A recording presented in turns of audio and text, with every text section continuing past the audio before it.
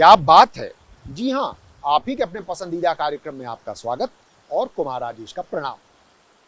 अगर आप नैनीताल में केवल नैनी झील या आसपास के पारंपरिक स्थलों के भ्रमण में ही रुचि रखते हैं तो आपसे अनुरोध है कि कृपया आज का ये अंक आप मत देखिए, क्योंकि अगर आपने देखा तो नैनीताल में ही हाल में बने भारत का पहला और जापान से बाहर शायद दुनिया का भी पहला मॉस गार्डन देखने के लिए आपको अपने अगले नैनीताल प्रवास के दौरान अलग से एक दिन निकालना पड़ेगा।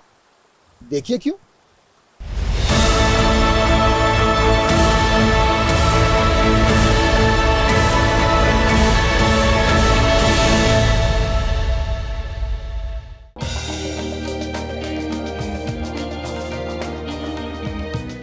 नैनीताल जिले के खुरपताल में बना यह रमणीक मॉस गार्डन आपका मन प्रसन्न करने के साथ साथ यहाँ हैं अनेकों रोचक और चौंकाने वाली जानकारियां। दरअसल मॉस का महत्व सीधे सीधे हमारे अस्तित्व से जुड़ा है। अस्तित्व की शुरुआत में यह पृथ्वी महज एक आग का गोला थी, फिर करोड़ों साल में ठंडी होकर पत्थर बनी, जिसके बाद लाखों सालों में मिट्टी और पानी बने। लाखों लाख साल से क्रमिक विकास से जीव जंतु, पेड़ पौधे और अंत में मानव अस्तित्व में आया। बदलाव की इस पूरी प्रक्रिया में मॉस की क्या भूमिका रही है, यह पूरी कहानी को परत दर परत समझाता है खुरपताल का ये मॉस गार्डन। मॉस की प्रजातियां हैं जो प्राकृतिक रूप से यहीं पे पाई जाती हैं। तो हम उनको यहीं पे संरक्षित कर रहे हैं। एक सीटू कंजर्वेशन हम उन प्रजातियों का कर रहे हैं जो यहाँ पे नेचुरली नहीं पाई जाती हैं, तो हम उनको कहीं से लाके और यहाँ पे संरक्षित कर रहे हैं। मॉस को पायनियर स्पीसीज कहा जाता है क्योंकि पत्थर से मिट्टी बनने की लाखों करोड़ों साल की प्रक्रिया में मॉस की अहम भूमिका है। ताकतवर इतनी कि उन लाखों साल में पत्थर इसका आहार या भोजन होता है, और जब मिट्टी बन जाती है जैसे आज, तब वह सॉइल इरोजन रोकता है। साथ ही जल संरक्षण और शोधन में भी मॉस की अहम भूमिका रही है। पथरीले चट्टान वाली जो जगह है, तो वहाँ सबसे पहले जो ये कॉलोनाइज करता है मॉस, और फिर वो जो है वहाँ पे एक ऐसा इन्वायरमेंट बनाता है जो दूसरे प्रजाति के पौधों को ग्रो करने में मदद करती है। जो पानी आ रहा है वो बह रहा है, उसके साथ लाइन में पत्थर, मिट्टी, ये सब भी बहने लगता है। तो अगर ये कारपेट लाइक स्ट्रक्चर फॉर्म कर दे तो उससे क्या होता है, वो पानी को बहने से और सॉइल को बहने से रोकता है, तो इससे सॉइल इरोजन नहीं होता। कई बार मॉस को काई समझ लिया जाता है, लेकिन मॉस काई नहीं है, काई एल्गी है, जबकि मॉस ब्रायोफाइट्स यानी हरिता।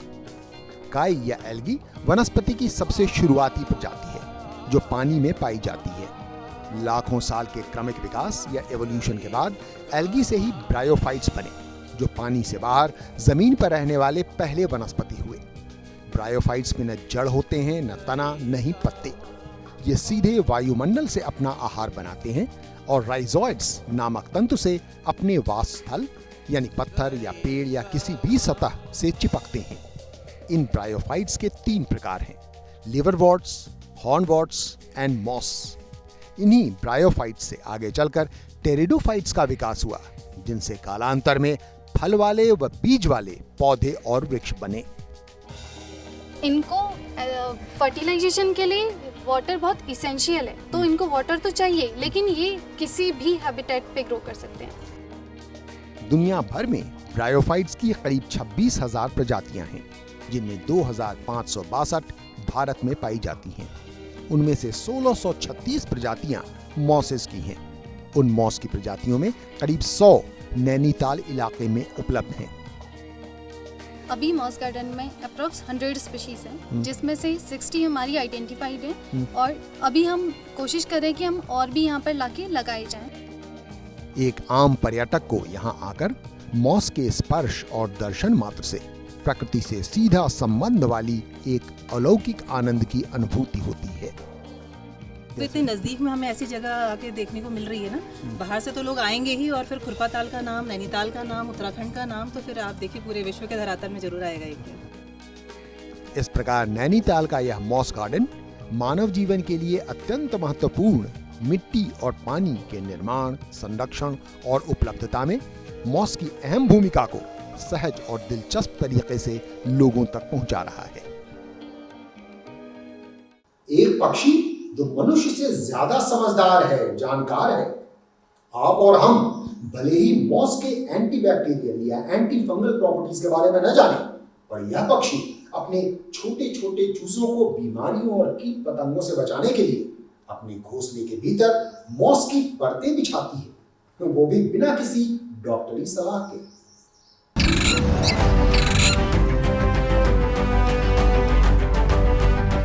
प्रकृति के गर्भ में अनेकानेक चौंकाने वाली बातें भरी पड़ी हैं, जैसे मॉस के एंटीबैक्टीरियल और एंटी फंगल गुणों की जानकारी, जो उत्तराखंड और विशेषकर नैनीताल के आसपास पाए जाने वाले ब्लू व्हिस्टलिंग थ्रश नामक पक्षी के पास जन्मजात होती है। यह पक्षी अपने घोंसलों के निर्माण में उसके अंदरूनी सतह में मॉस का इस्तेमाल करते हैं। मॉसेस को इसलिए चुनती हैं ताकि ये अपने नेस्ट में एग्स के लिए एक ऐसा एटमॉस्फेयर क्रिएट कर सकें जो एंटीबैक्टीरियल हो और कोई भी इजीली, जैसे कि मॉसेस पे कोई फंगस नहीं लगता, कोई कीड़ा इसे नहीं खाता, कोई इंसेक्ट इसे नहीं खाता, तो ये इसलिए इनको चुनती हैं। ब्लू व्हिस्टलिंग थ्रश नामक पक्षी के इस स्वाभाविक लेकिन युक्त संगत क्रियाकलापों से प्रेरित हो भविष्य में मॉस के नए नए औषधीय प्रयोगों की अपार संभावनाएं हैं। जैसे मॉस की भांति ब्रायोफाइट्स के एक और प्रकार लिवरवर्ट्स से लिवर संबंधी रोगों का इलाज। जैसे लीवर का स्ट्रक्चर होता है वैसे ही लिवरवर्ट्स का, इसीलिए नाम उनका लिवरवर्ट्स पड़ा है। ये क्या करते हैं, इनमें ऐसे कंपाउंड्स होते हैं जो हमारे लीवर से जो संबंधित प्रॉब्लम्स हैं उनको क्योर कर सकते हैं। प्रकृति के रहस्य अनंत हैं, बस जरूरत है उन्हें खोजने की। ऐसे ही अनेक चौंकाने वाले पर प्रेरणादायक तथ्यों से आप रूबरू होंगे जब नैनीताल के इस मॉस गार्डन में पधारेंगे। नैनीताल का यह मॉस गार्डन आपको इतिहास के गुमनाम पर महत्वपूर्ण पन्ना से रूबरू भी कराएगा। प्रथम विश्व युद्ध के दौरान यूरोप के एक देश में मॉस के औषधीय गुणों के सदुपयोग के बारे में।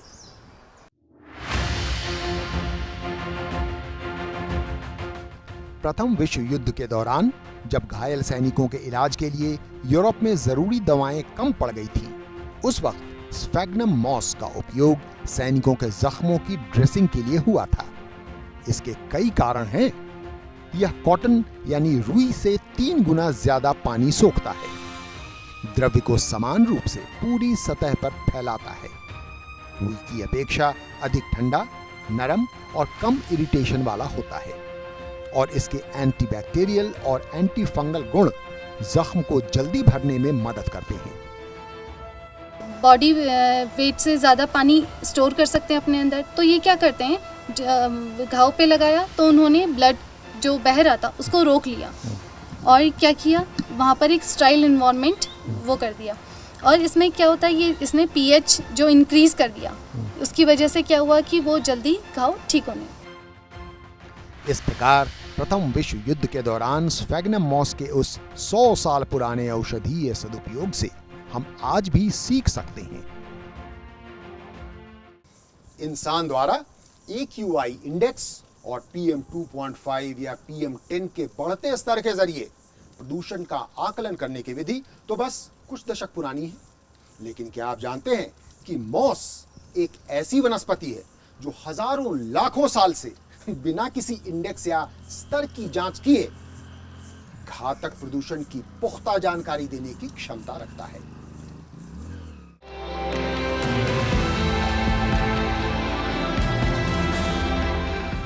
मॉस द्वारा स्वाभाविक रूप से प्रदूषण की जानकारी देने की प्रक्रिया अत्यंत दिलचस्प है। दरअसल ब्रायोफाइट्स में न जड़ होते हैं, न तना, न पत्ते, बस राइजोइड्स नामक तंतु से पत्थर या पेड़ या किसी भी सतह से चिपकते हैं।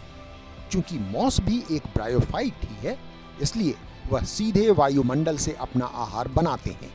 ऐसे में अगर वायुमंडल में प्रदूषण हुआ तो समुचित आहार न मिलने पर मॉस उस प्रदूषित जगह से विलुप्त हो जाते हैं या अपना अस्तित्व ही मिटा देते हैं। और जाते जाते इंसान को बता जाते हैं कि वह इलाका प्रदूषित हो चुका है।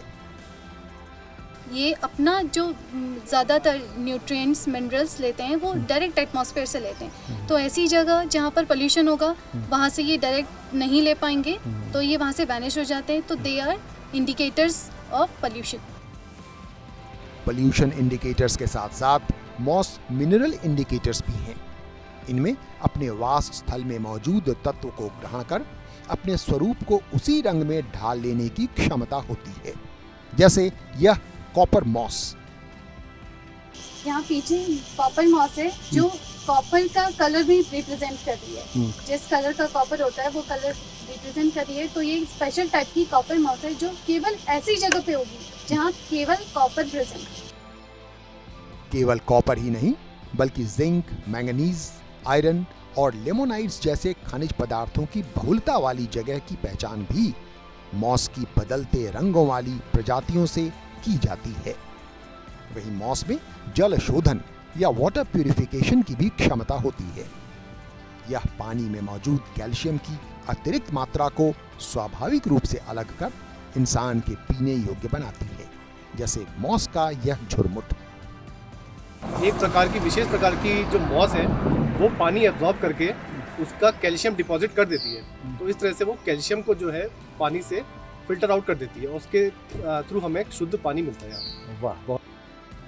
मॉस से आग की आशंका वाली जगहों का भी भान हो जाता है। आग लगने के चलते पोटेशियम, फॉस्फेट और मैग्नीशियम के साथ हाइड्रोजन और अन्य कार्बनिक तत्व उस जगह पर जमा हो जाते हैं।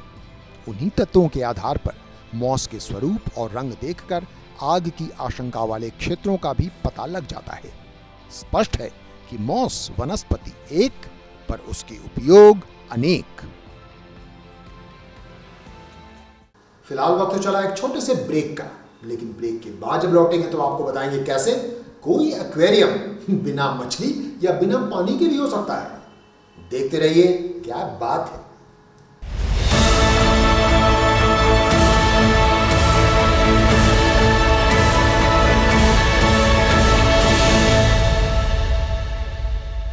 ब्रेक के बाद आपका स्वागत है। किसी गूढ़ विषय को अत्यंत गंभीर कक्षा में झेलना अक्सर एक आम विद्यार्थी के लिए निहायत बोझिल हो जाता है, पर उसी विषय को खेल खेल में बताना रोचक बन जाता है। उसी प्रकार पर्यटकों को या विशेषकर स्कूली बच्चों को मॉस की अनेकानेक प्रजातियों, विभिन्न गुणों और सदुपयोगों की जानकारी नैनीताल के मॉस गार्डन में इस रोचक नेचुरल ट्रेल के जरिए दी जा रही है।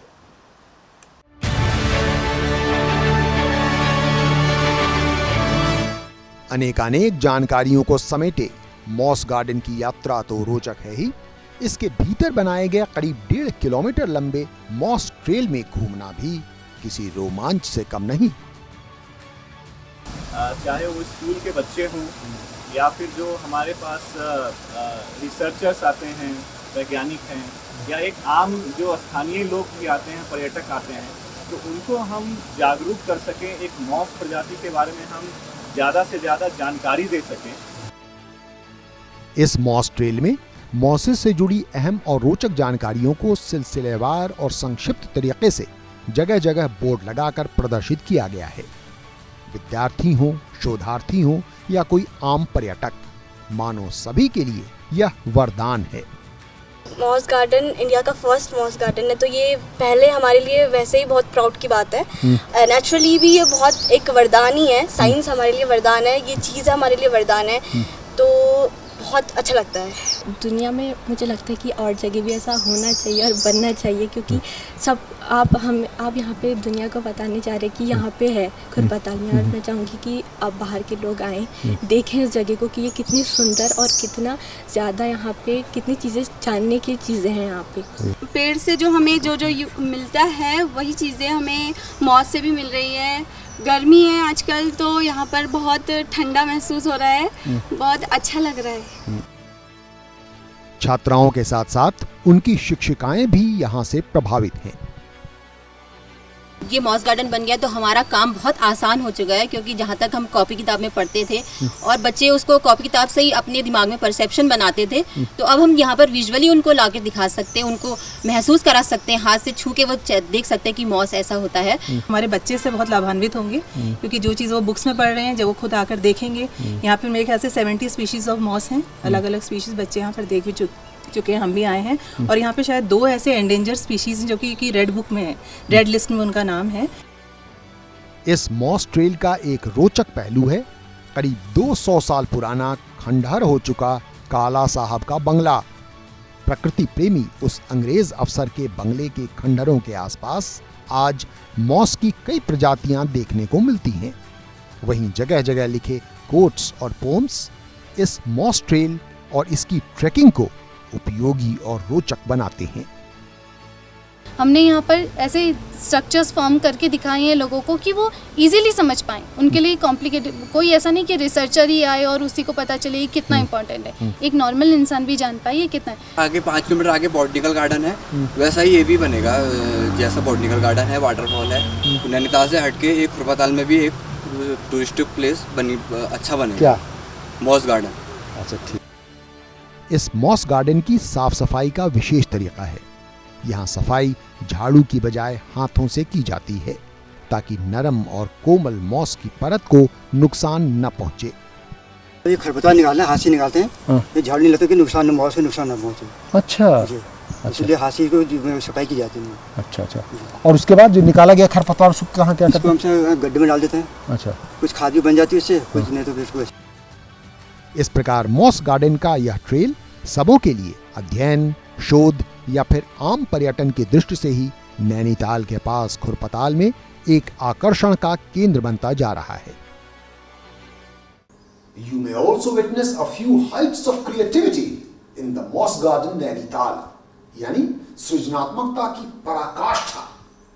जैसे बिना मछली का एक्वेरियम, यहां तक कि बिना पानी का भी, और ये सब बेहद रोचक, आकर्षक और प्रेरणादायक।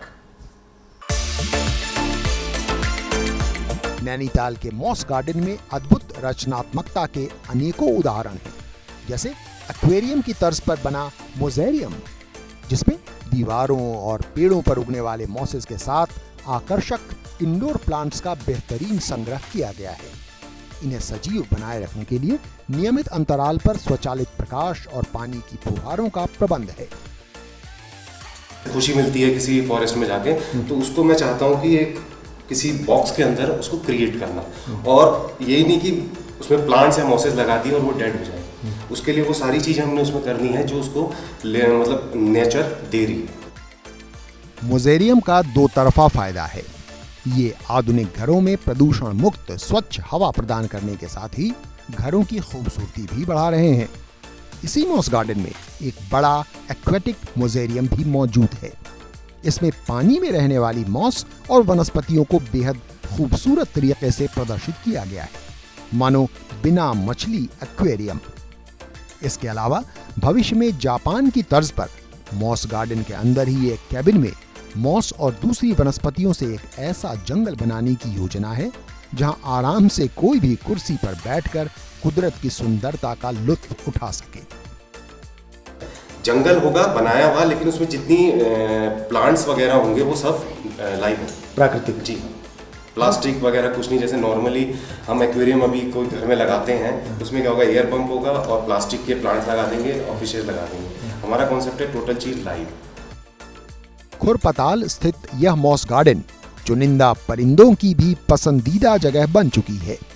आज मॉस गार्डन में red billed blue magpie, mountain bulbul, kalij pheasant, scarlet minivet, blue whistling thrush, oriental turtle dove समेत वुडपेकर यानी कठफोड़वा की आधा दर्जन प्रजातियों का एक कुदरती बसेरा भी बन चुका है।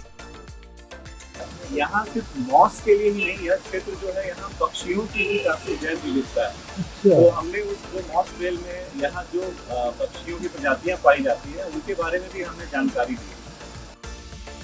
मॉस गार्डन का एक और रोचक पहलू है यहाँ की पेंटिंग्स और कैरिकेचर्स। कुछ खूबसूरत और ज्ञानवर्धक पेंटिंग्स तो यहीं से जुड़ी शोधार्थी तनुजा पांडे की हैं।